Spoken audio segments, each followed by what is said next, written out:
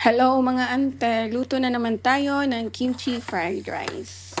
Okay, gisaw na lang tayo ng bawang, may oil na yan, dalawang kutsara ng oil, tapos gisa yung bawang, tapos gisa yung, ano ba to sa Tagalog?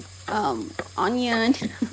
Okay, so gisa mo lang yan. After that, hintayin mo siya pag naamoy mo na yung mga aroma ng garlic at saka onion. Next, maglagay ka ng chili kung bet mo yung maanghang. So, super easy lang ng recipe na to, kimchi fried rice. Napakabagay sa eggs. Also, if ever may mga tira-tira kang food that can be fried, kimchi fried rice would be the best to partner with your ulam. Actually, even if wala kang ulam, okay na rin. Yan, look at that. Alright, so after that, you can then add your kimchi. Ito, slice ko lang siya ng maliliit, bite size. Yan. Tapos, pag mainit na yan, you can then add your rice. So, ganun lang mga ante. Super easy. You can add your rice na kahapon mo pa niluto.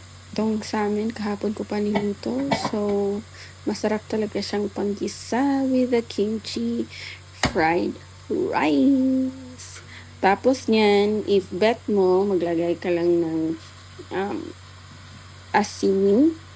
Pero may mga kimchi kasi na may salty na siya. So, you don't have to add more salt if enough na yung saltiness niya.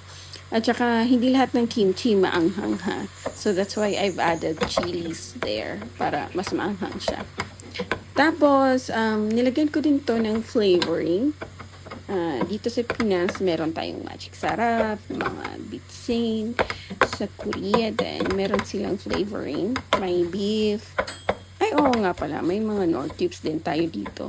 So, sa kanila, meron din. So, I have here actually Korean flavoring na beef flavor. So, kahit anong flavor, kasi yung kimchi naman, wala naman siyang specific flavor na added.